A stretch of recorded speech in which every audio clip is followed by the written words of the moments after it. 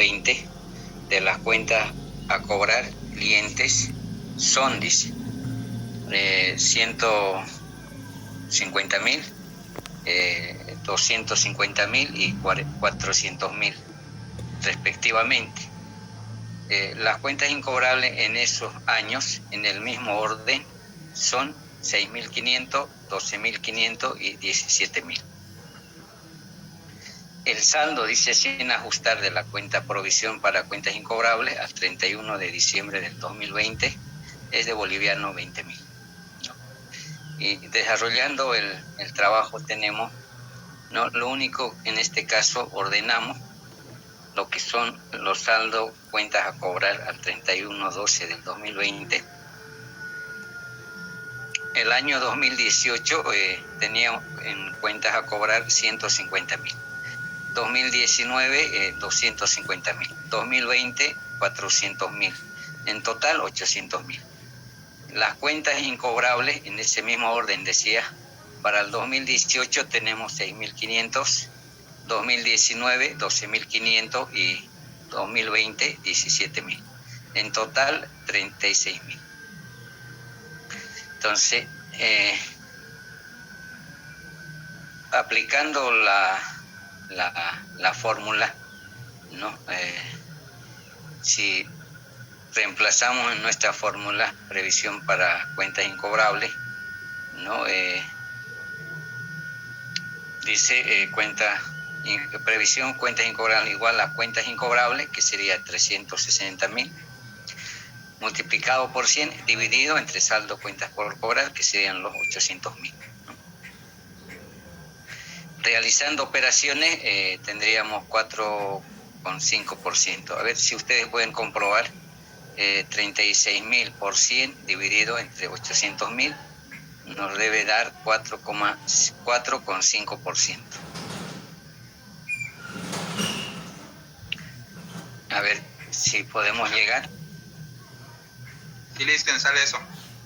Ya, entonces ese porcentaje le aplicamos al año 2020 sobre 400.000, ¿no? 4,5% sobre los 400.000, igual boliviano 18.000, ¿no? A ver si pueden comprobar también.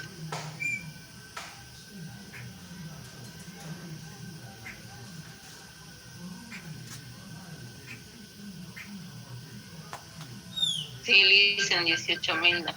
18.000, ¿no? Entonces ese saldo sería según auditoría, ¿no? Cálculo de la provisión según auditoría 18.000.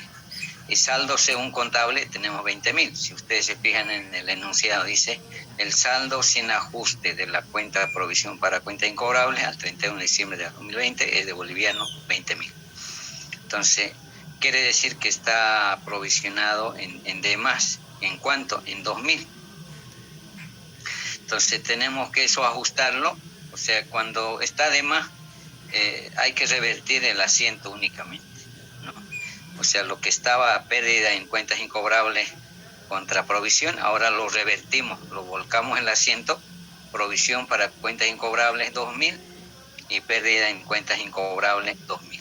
Y en la glosa decimos para regularizar provisión para cuentas incobrables al 31 de diciembre del 2020. 18.000 sale, a mí no me sale eso. A ver, o sea, en este caso queremos determinar la provisión para el año 2020, que es 400.000. Entonces, el porcentaje de 4,5% sobre 400.000 tendría que dar los 18.000. A ver si, ¿cuánto le da? A ver.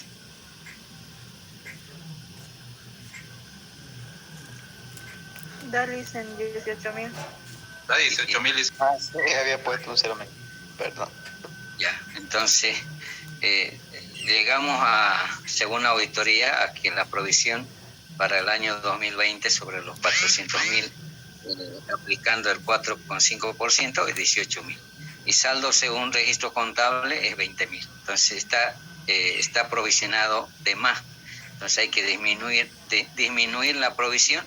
En este caso hay que revertir el asiento, o sea, inicialmente registramos pérdida en cuentas incobrables contra provisión. Ahora, como está de más, lo único que se hace es volcar el asiento, ¿no? En este caso por 2.000 y la provisión ya va a estar por 18.000, ¿no? Según la auditoría. Y en la glosa decimos para regularizar provisión para cuentas incobrables al 31 de diciembre del 2020. Este asiento, eso de revertir,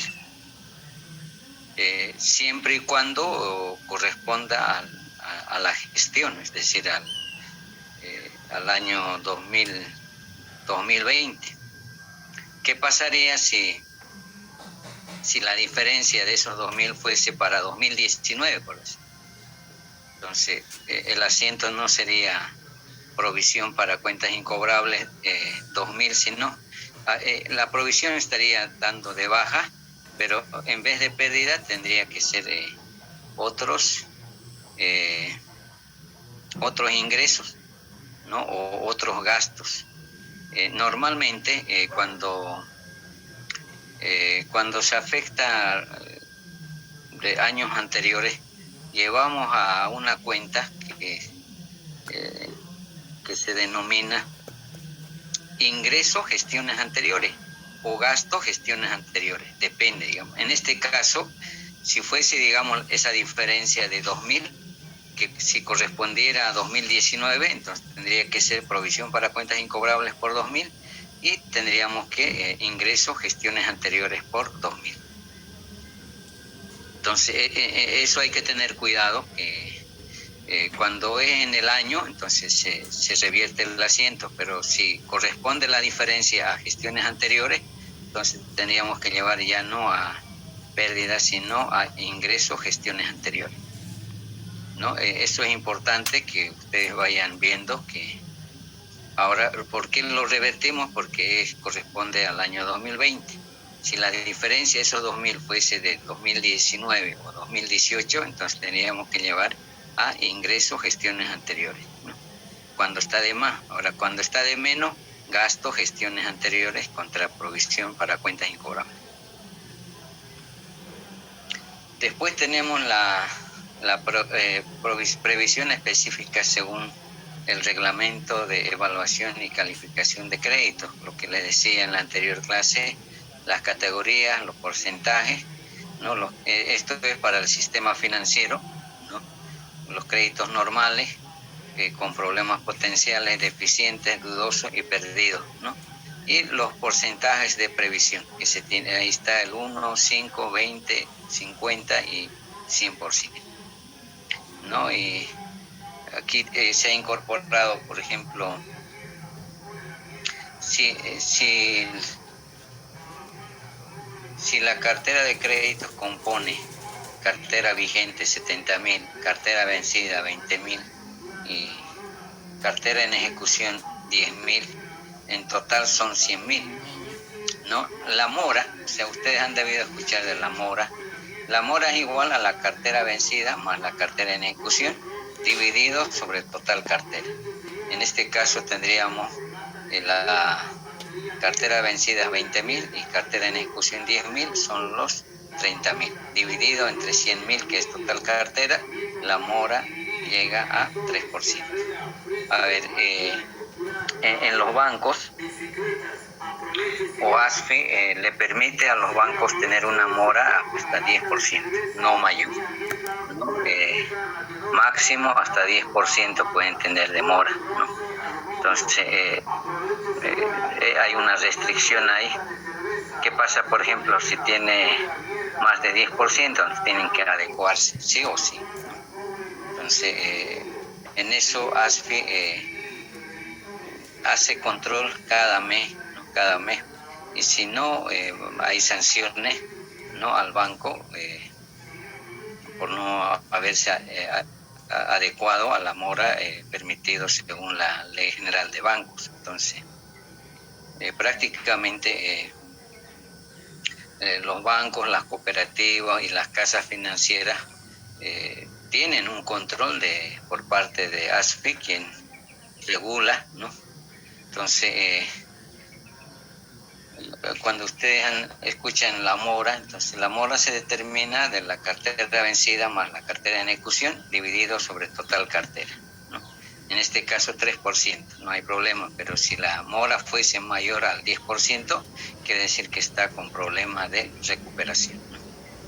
Ahí, por ejemplo, cuando la mora sube más del 10% en los bancos, todo el mundo trabaja en la recuperación, inclusive asesoría legal, etcétera, ¿no? Tienen que recuperarse de tal manera bajar la mora, ¿no? Entonces, en eso consiste la provisión para cuentas incobrables según la ley 24051, ¿no? Si alguien ha revisado, literalmente dice, yo lo aplico como fórmula, digamos, pero en el decreto supremo está literalmente, ¿no? Pero a veces a través de fórmulas se entiende mucho mejor, ¿no? Ahora, por ejemplo, ¿de qué depende para que la provisión para cuentas incobrables sea mayor o menor? Depende de las cuentas incobrables, ¿no? Si las cuentas incobrables, por decir, es de más, entonces la provisión también va a ser más. Entonces, mucho depende de la determinación de las cuentas incobrables, ¿no? Para ello, los auditores hacemos un análisis y estudio de cada cliente, ¿no? De cada cliente para poder establecer si hay posibilidad de recuperación o definitivamente no, ¿no? Hacemos un análisis y sugerimos, ¿no?, cuáles son las cuentas que se tengan que recuperar. Ahora, en las empresas hay ciertos clientes que están en ejecución, o sea que el abogado de la empresa ya los ejecutó, ya inició acciones judiciales, ¿no? Entonces los auditores, ¿qué hacemos? Pedimos un informe legal al abogado de la empresa. Algunas empresas tienen abogado externo que no están en la empresa, pero tienen asesoría de manera externa. Entonces también hay que solicitar a ellos que nos digan a través de un informe cuál es la situación legal de cada uno de los créditos que están en ejecución o de los clientes que están en ejecución, ¿no? El abogado nos tiene que decir en qué proceso se encuentra, ¿no? Si hay posibilidad de recuperación o definitivamente no. Entonces, es importante solicitar un informe al asesor legal, ¿no?, sobre la situación de cada uno de los clientes que están en ejecución. Ahora, ¿qué sucede en la práctica?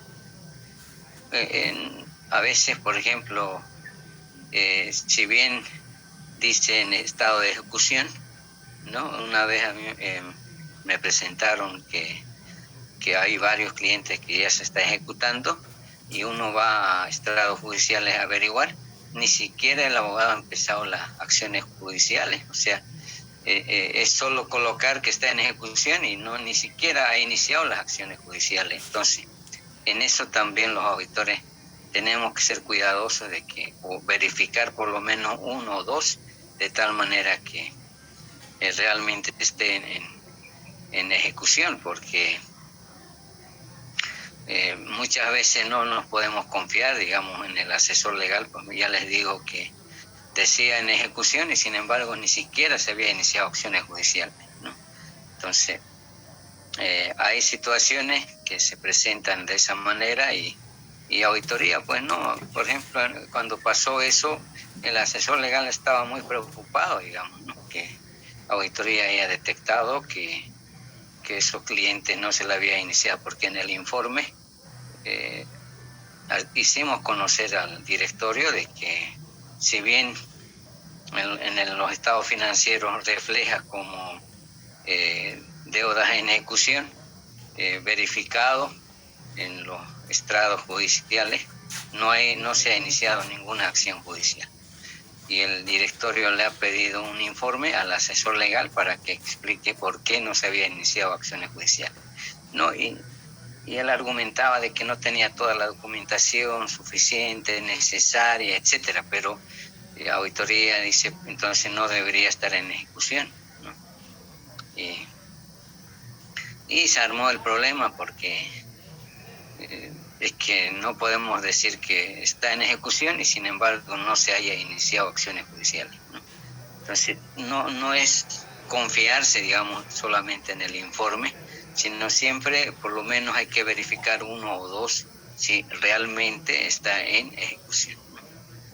Eso es importante porque a veces los auditores nos confiamos en el informe legal y no siempre, como en ese caso, por ejemplo, ¿no? Que no se había iniciado acciones judiciales, ¿no?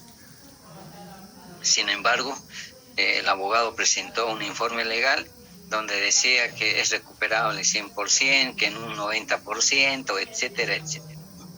Entonces, ahí es donde nos sugieren que los auditores debemos ser críticos, ¿no? Escepticismo profesional se llama eso. Tenemos que ser críticos porque si no, si avalamos ese informe, podemos tener problemas en el futuro, ¿no? Entonces,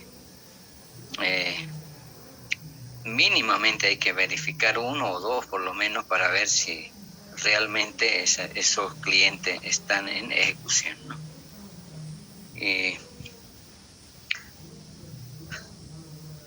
esos son algunos casos en la práctica que ahora otro es que el abogado nos diga es recuperable en un 90, en un 100%, igual según la auditoría hay que provisionar al 100%, porque mientras esté en ejecución no sabemos pues si vamos a ganar o vamos a perder, porque el hecho de que esté provisionado no quiere decir que ya no vamos a recuperar, ¿no? Se tiene que seguir las acciones de cobranza. Entonces, esos aspectos son los que hay que considerar. Normalmente, en la práctica, cada cliente tiene su carpeta y por lo menos de esas seleccionar unos 10 o 15 carpetas y hacer un análisis de cada uno, ¿no? Para ver si cuenta con documentación, ¿no? O presenta alguna garantía, ¿no? Todos esos aspectos hay que considerar, ¿no? No solamente la factura, ¿no? Sino si hay alguna garantía que ha presentado, ¿no? Entonces, cuando hay garantía, siempre es la fuente de recuperación, ¿no? Es la fuente de repago. Entonces, importante la garantía, pero la garantía real, hipotecaria, ¿no? Ahí es donde, por ejemplo, hay que tener cuidado. El perfeccionamiento de la garantía hipotecaria se va a dar cuando está inscrito en derechos reales. El perfeccionamiento de la garantía prendaria, estoy hablando de soya, arroz, harina, etcétera, azúcar, se va a dar con la inscripción en la Cámara de Industria y Comercio. Y cuando hay una garantía prendaria de vehículo, entonces eso tiene que estar registrado en la unidad de tránsito, ¿no? Entonces, es importante en la auditoría que la garantía esté perfeccionada, porque si no está perfeccionado, igual, o sea, si haya garantía no nos sirve, porque tiene que estar inscrito. Sí, dígame. Yo tengo una bordadora. Yo con la póliza de importación, porque me la hice traer de otro país, ¿puedo dejarlo como así prenda? No, pues porque eso tiene que estar inscrito, porque en algunos casos he visto ese tipo de no sé, bajo una cláusula de rescate, digamos, ¿no? Pero cuando digo perfeccionamiento, la garantía hay que registrarlo. En el caso, por ejemplo, de hipotecaria, ya sea inmuebles, terrenos, tiene que estar inscrito en derechos reales. En el caso de movilidades, tiene que estar registrado en tránsito. En el caso de garantía prendaria, o sea, soya, arroz, azúcar, tiene que estar registrado en la Cámara de Industria y Comercio. Entonces, solo así podemos reconocer, o sea, por eso les digo que en auditoría hay que ver el tema del perfeccionamiento de la garantía. Y si no está perfeccionado, entonces no vamos a poder recuperar, bueno, porque eso es lo que tenemos que sugerir en las empresas, ¿no? Ahora, por ejemplo, en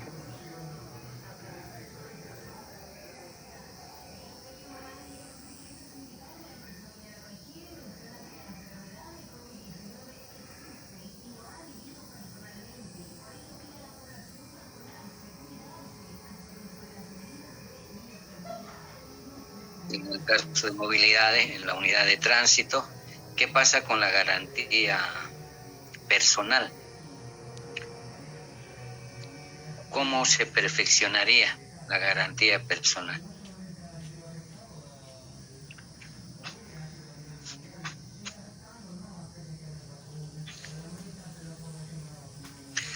A ver, jóvenes, ustedes son los... Que tenga la capacidad de pago. O sea, me refiero al perfeccionamiento, digamos. A ver, cuando hablo de perfeccionamiento es para poder recuperar. Cuando la garantía está perfeccionada, entonces voy a recuperar. Entonces, si hablamos de garantía personal, el perfeccionamiento es a través de la declaración jurada de bienes, ¿no? Si hay declaración jurada de bienes, ahí dice, ¿no? Garantizo con todos los bienes habidos y por haber. Entonces, no vayan a creer, mucha gente piensa que la garantía personal es solo con la firma, no. Se perfecciona con la declaración jurada de bienes. Entonces, para mí la garantía personal, cuando está perfeccionado, inclusive es más grave que una garantía hipotecaria, porque está garantizando con todos los bienes habidos y por haber. Hay que tener cuidado, garantizar ya sea personal, pero siempre y cuando esté perfeccionado. El perfeccionamiento de la garantía personal es a través de la declaración jurada de bienes, ¿no? Alguna vez ustedes han debido escuchar que hay que llenar la declaración jurada. Entonces, ahí en el banco le dice a usted firme. Usted firma y el banco lo va a ejecutar si no paga. ¿Y la garantía en custodia? La garantía en custodia, pues no, simplemente es acuerdo, digamos, ¿no? Porque es como un depositario nada más. O sea, eso es lo que algunos llaman con cláusulas de rescate, digamos. Y es que yo estoy hablando con el perfeccionamiento al organismo que corresponde. En el caso, por ejemplo, de garantía personal, desde el momento que hay una declaración jurada de bienes, en esa declaración jurada de bienes está diciendo que garantiza con todos los bienes habidos y por haber. Y ahí en esa declaración dice qué bienes tiene, ¿no? Porque generalmente no le piden la documentación original, solamente le piden una fotocopia del inmueble. Entonces ahí colocan los datos, ¿no? Y el banco lo puede ejecutar porque está perfeccionado a través de la declaración jurada, ¿no? Entonces puede hacer una anotación preventiva ¿no? Igual que una garantía hipotecaria. Entonces no, o sea, lo que quiero decirles, no vayan a pensar que la garantía personal solo es con la firma, no. ¿No? Cuando hay declaración jurada de bienes, ya está perfeccionado. Sí o sí tiene que pagar. Entonces, y si no paga, le van a rematar sus bienes. Esos son temas que el auditor tiene que manejar, porque cuando yo inicié como auditor, estaba pues perdido, ¿no? Por ejemplo, me tocó evaluar los créditos del banco y me decía que tome la garantía, y tomaba las garantías, pero no había estado perfeccionado. Entonces el auditor que revisa me decía, pero ¿cómo vas a tomar si la garantía no está perfeccionado? Para tomar en cuenta, la garantía necesariamente debe estar perfeccionado. ¿Y cómo se perfecciona? Etcétera. O sea, uno aprende realmente en el trabajo. O sea, no se imaginan cómo, digamos, en esa época yo sufría porque no tenía pues esa experiencia, digamos, ¿no? Y la verdad que me costó, digamos, asimilar o manejar lo que es todo el sistema financiero, ¿no? Y ya al final ya pude ubicarme un poco más sobre, por ejemplo, manejo de los documentos descontados, ¿no? ¿Qué tratamiento debemos dar a los créditos refinanciados? Los créditos refinanciados son los que vienen a través del BCB, del exterior, etcétera. ¿Cuál es la tasa LIBOR? ¿No? Entonces, por ejemplo, en el sistema financiero, el análisis de la cartera no es muy problemático, pero el análisis de los créditos refinanciados es un poco más complejo porque hay que revisar bajo convenios, ¿no? Bajo convenios principalmente con entidades que financian, ¿no? Entonces, eso son algunas experiencias que he tenido, ¿no? Pero ya después era experto en evaluar la cartera refinanciada, ¿no? Y uno va aprendiendo, ¿no? O sea, y solo trabajando uno puede aprender. Por eso yo siempre recomiendo que ustedes ya al 6º semestre ya tienen que ir buscando trabajo. No es fácil, ¿no? Entonces hay que darse un tiempo para ir buscando, y cosa que cuando ya estén en 7º, 8º ya estén trabajando, porque no hay otra manera, no hay otra forma. Y les digo, no sé si ya les comenté, si mandan 1 o 2 no va a pasar nada, pero si mandan 40, 50 van a tener opción de entrar. Entonces, yo eso es lo que hice, digamos, ¿no? Mandamos cartas de solicitud de trabajo a diferentes instituciones. Salía en el periódico y enviamos. Ahora, a través de internet, a través de redes sociales, es más sencillo, digamos, ¿no? Por ejemplo, para postular a Price, no entran ustedes a la página y están ahí. Y ustedes pueden escribir directamente sin necesidad de ir. Ahora, hay otro aspecto también. Cuando ya uno le han llamado para dar entrevista o un examen de conocimiento, entonces ya ahí ustedes tienen que mostrarse de que están interesados, ¿no? Yo iba frecuentemente, ¿no?, a averiguar a la secretaria, le decía, usted no sabe cuál ha sido, digamos, el resultado de los exámenes, ¿no? Pero ayer usted vino, sí, me gustaría saber si realmente estoy preseleccionado o no, o sea, para que yo me tenga que preparar para el próximo examen, o sea, ya mostrarle interés de que yo estoy interesado en entrar a esa consultora. Y iba frecuentemente, o sea, ¿no? ¿Por qué? Porque era mi sueño trabajar en una firma de auditora. Entonces,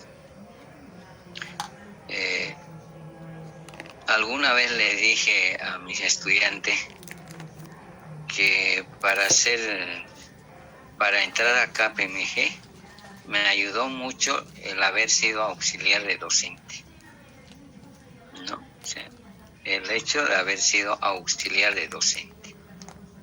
Una vez que he entrado a KPMG, para entrar al banco me ayudó de haber trabajado en KPMG.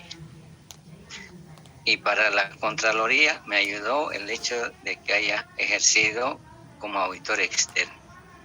Y para Price, sin duda, han valorado la experiencia que tenía en la Contraloría.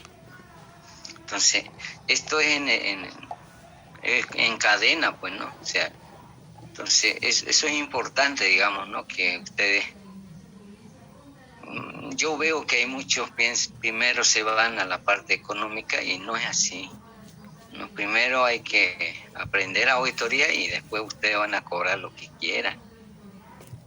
Pero aquí al revés, primero ya quieren cobrar sin saber cómo es una auditoría. Entonces,